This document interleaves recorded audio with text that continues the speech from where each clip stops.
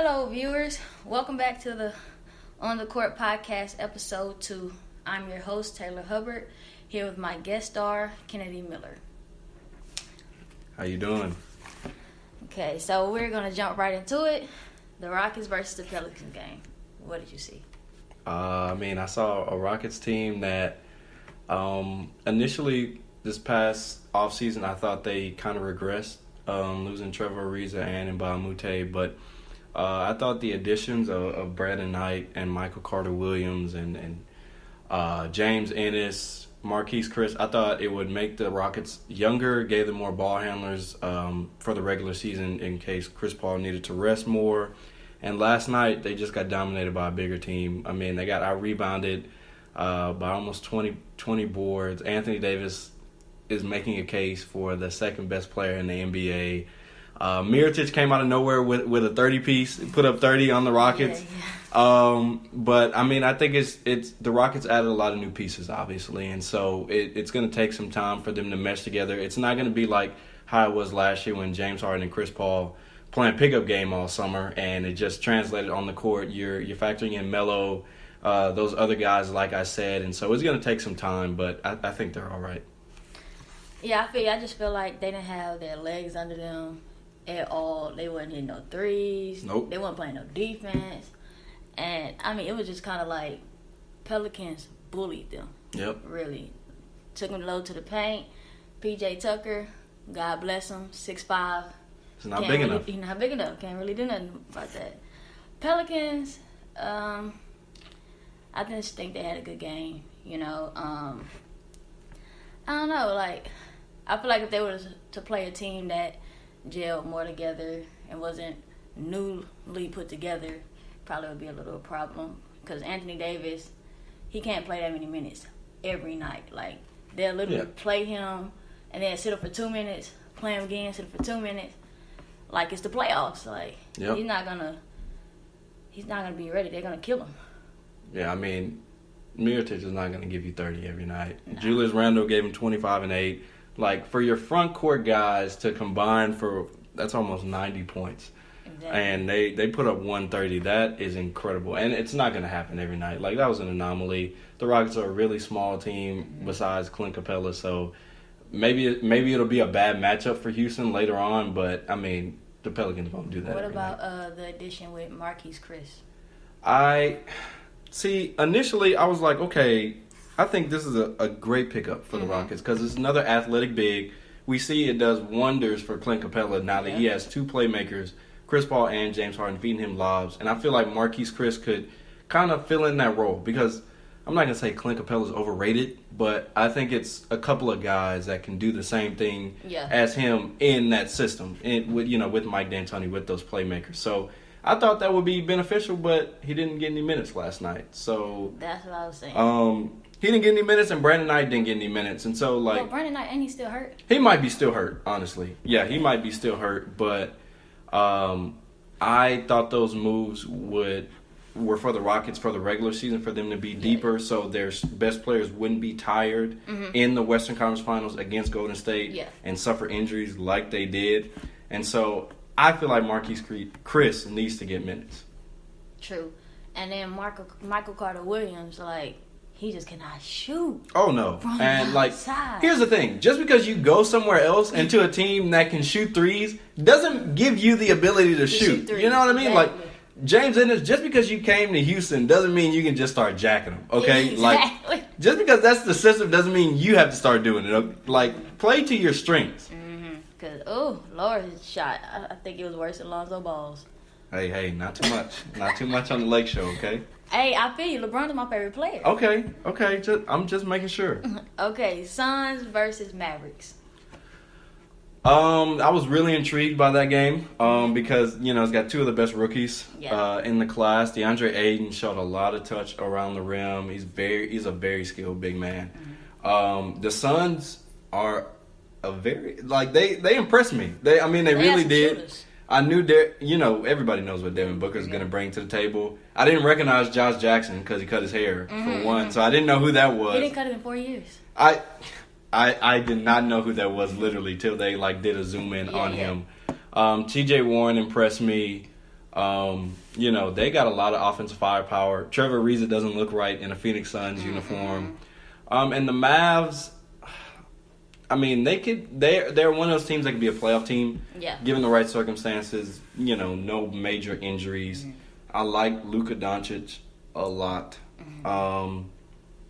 and putting him with Rick Carlisle in the Maverick system would be really good. DeAndre Jordan, if they had got him when they were supposed to get him in 2015, he would have been more of a game changer than he is now. But I mean, he's still serviceable, I guess. I mean, he kind of does similar things like Clint Capella. Exactly.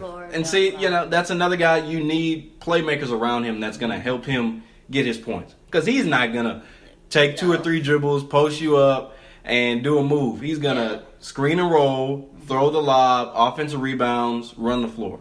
Yeah. I mean, what I saw from the Suns is they're shooting. They got some people that can knock down. Oh, most definitely. TJ Warren got better from the 3 because he was 28% last year. Yeah, that really impressed me. At one point he was 3 for 3. I don't know what he finished with, but he was 3 for 3, and I was like, I didn't know this dude could shoot, and he got cornrows. Exactly. So I was like, hold on. But Mavs, I like Luka Doncic. I didn't know of him before the draft, but watching him, he kind of have a complete game. That kid, man. Dish pass. It's only like 18, 19, one of the youngest players in the draft. I started hearing about him the year before because I think he was trying to come out, but it didn't happen. Yeah. And so, he's like one of the most decorated European players of all time. He was a pro since 14. Of all time. So, like, this kid can ball, like, and, coming from Mavs, like, people that work with the Mavs in the offseason, they've been like, he's the best player on the floor. Like, he's the best player on the floor coming in. Yeah. So, I mean, they should be excited for their future. They're missing, like, one more piece before they're really, like, a playoff team. Okay, Dennis Smith Jr. Do you think he's going to show us something this year? I mean, like Doncic, he's in a good system to prove his capabilities. With Rick Carlisle, he really gets the best out of his players. We all know he's super athletic.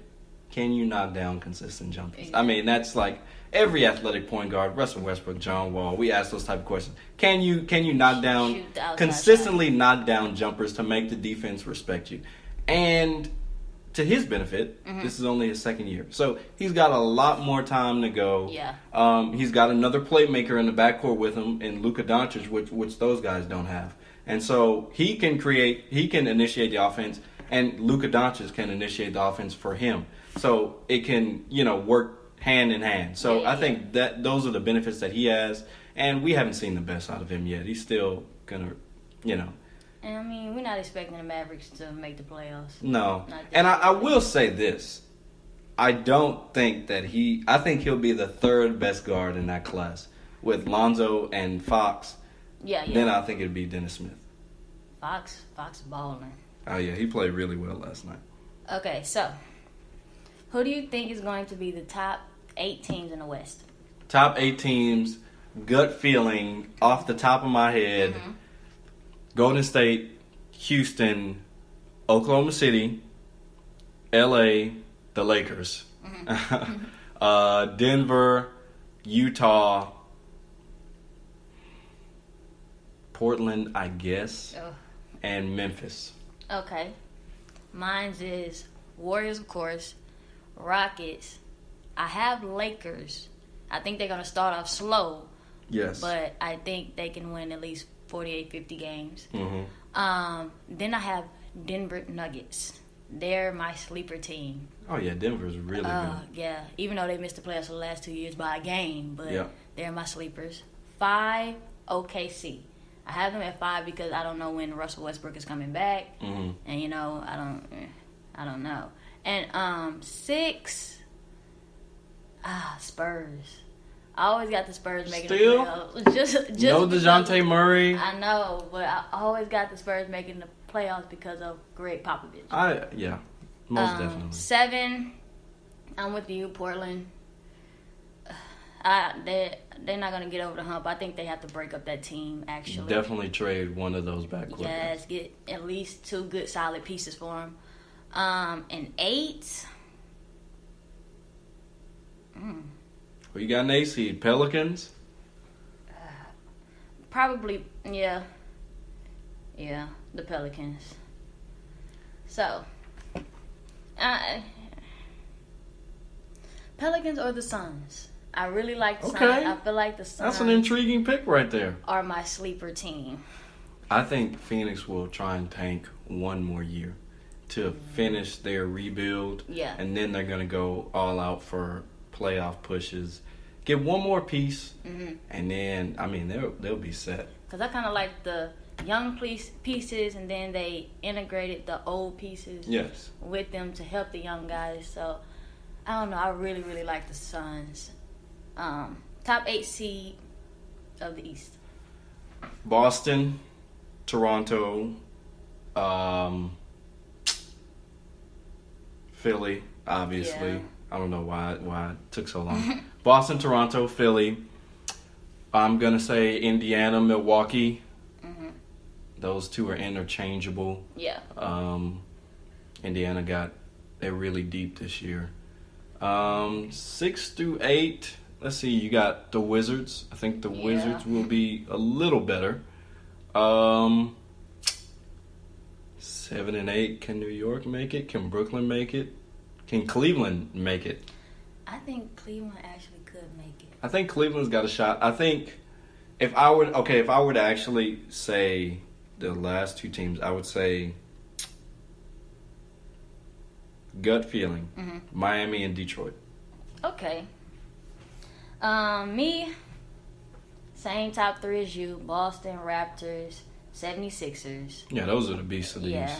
And then I have the Pacers, Milwaukee. Milwaukee be making me mad at times. Just, I don't know. I feel like they can go harder at times.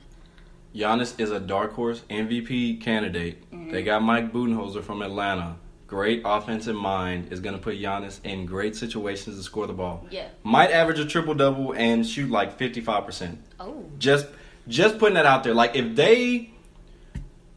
I'm trying to see. What is the bar? Like, okay, if the Lakers just bomb most of the regular season. Yeah. And Milwaukee wins like over 50 games or something, Giannis is going to win the MVP. Okay. That is my bold prediction, I guess. Okay, so the 6, Washington. 7, Cleveland. 8, Knicks. I mean, see, I would say the Knicks if Porzingis was healthy. Yeah. But, like, Miami's always going to be Miami. Like, I mean, Pat Riley runs it. Eric Spoelstra is a top 5 coach. Their organization speaks for itself. Yeah, like, they always find a way to contend. And this is before if they get Jimmy Butler. Yeah. Honestly. Like, the Jimmy Butler thing also messes up these standings, too. Because if Jimmy Butler's healthy, I think Minnesota would get in before, like, Memphis. And if he gets traded to Miami, I think, obviously, Miami should get in the playoffs. Yeah. So, I mean, that kind of changes things a little bit. Okay. Before signing off, who do you think is going to win the MVP? LeBron, Raymond James. Same. I don't think it's a question. MVPs usually go to not necessarily the best player that year. Sometimes. Most of the time, it's the storyline coming in. Yep. What is, like, if we look back on that year, what will we talk about? Exactly. 2016, Russell Westbrook won. Triple-double. Kevin Durant left. What is Russ going to do? He started putting up triple-doubles. Exactly. He's going to go off. You know, to his credit, broke the triple-double record, won the MVP. Kevin Durant, 2014, like, it was like an article. He was like, I'm tired of being second. Yeah. Well, whatever. He got the MVP. So, it's all about storylines. I think LeBron, the Lakers, like you said, 48 to 50 wins. Yeah. If they can be a top 4 seed, he puts up a great numbers. He's going to win the MVP. Well, there you have it, folks. LeBron James is going to win the MVP. Signing off on the court with Teilor Hubbard.